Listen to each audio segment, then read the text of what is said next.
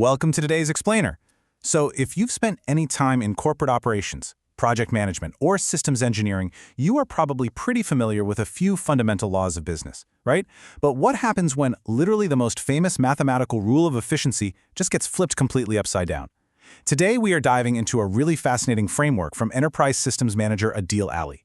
We're going to unpack what he calls the AI Pareto Inversion and look at why the secret to scaling your operations actually lies in how you govern a very specific, vital 20%. Okay, let's dive into this by quickly establishing our historical baseline. Way back in 1906, an economist named Vilfredo Pareto made a striking observation. You know it. It became the famous 80-20 rule, or the Pareto Principle.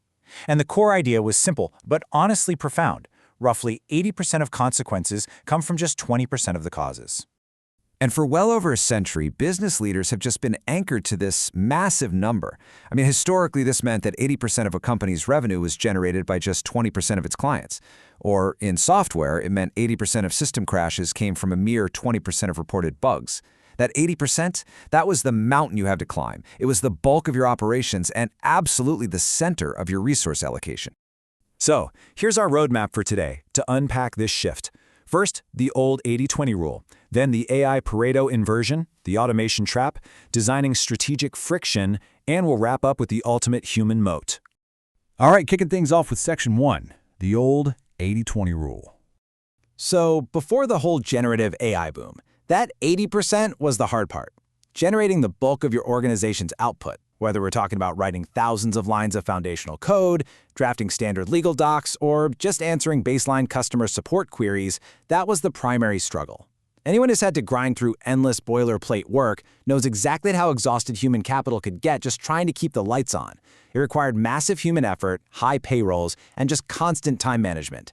Outputting that sheer volume was a huge competitive hurdle. Which brings us to Section 2, the AI Pareto inversion. And this brilliantly illustrates exactly what has changed. This list right here is what Adeel Ali calls the ordinary plumbing. Today, off-the-shelf generative AI models instantly deliver this 80%.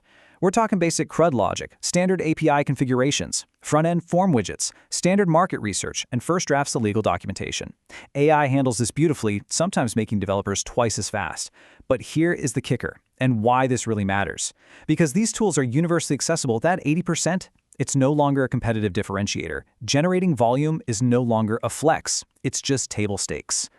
Actually, this quote from Adeel Ali captures the reality perfectly. He says, when every tech firm from Silicon Valley to the defense clusters of Northern Virginia has access to the exact same LLMs, automation itself stops being a leverage point. Just think about that for a second. If you and your closest competitor can both deploy the exact same API in an afternoon using AI, well, your speed alone offers absolutely zero long-term advantage. Moving on to Section 3, the automation trap. See, when companies blindly rush into AI adoption, they kind of start celebrating the wrong things. They cheer for a 40% reduction in response times or a 30% jump in code volume without actually ensuring proper oversight.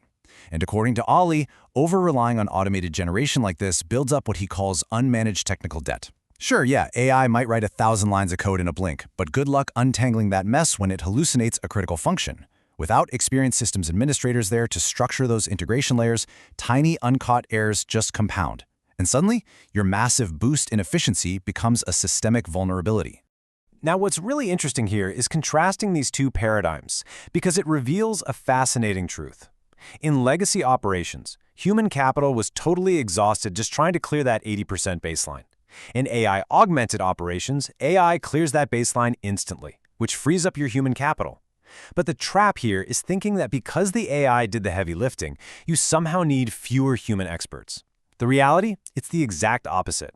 You actually need more rigorous human governance to manage the sheer volume of output the AI is generating.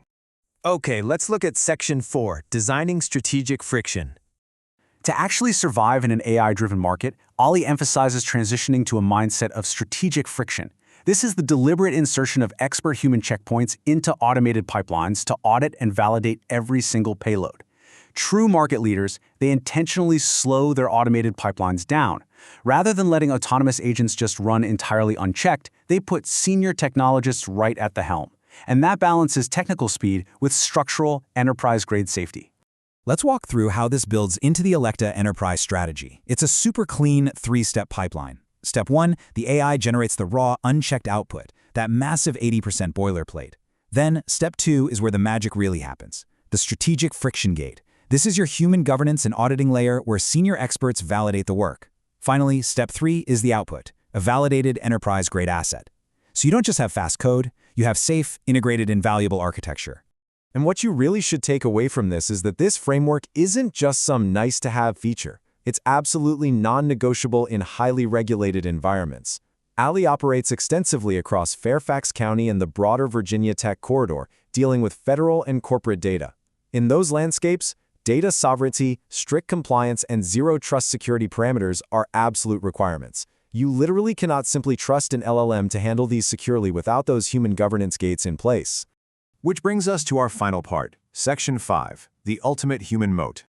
So, the crucial point here is the vital 20%. If the ordinary plumbing is all commoditized now, this is where your true proprietary advantage lives. We're talking complex business logic, post-quantum cryptographic security, custom system integrations, and highly specific edge case handling. AI simply cannot touch this deep architectural logic. It requires human intuition, vast institutional experience, and real strategic foresight. This 20% is what separates a generic, easily replicated operation from an unassailable market leader. And honestly, that is the mathematical reality of the AI Pareto inversion. The commoditization of the 80% has actively elevated the value of the 20%. AI is an extraordinary tool, no doubt, and it's meant to clear out the operational clutter. It amplifies your operations, but it is a massive mistake to use it as an excuse to abandon your human foundations. You have to take those saved resources and reinvest them directly into your senior systems engineers and rigorous governance frameworks. As you look at your own operational strategies going forward, I want to leave you with this final thought. Winners in the AI era aren't the ones who lay off their senior staff just to buy more compute power. So ask yourself, is your ultimate competitive moat just the number of GPUs you lease in a remote data center?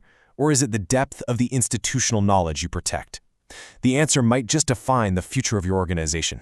Thank you so much for joining me for this explainer, and keep learning.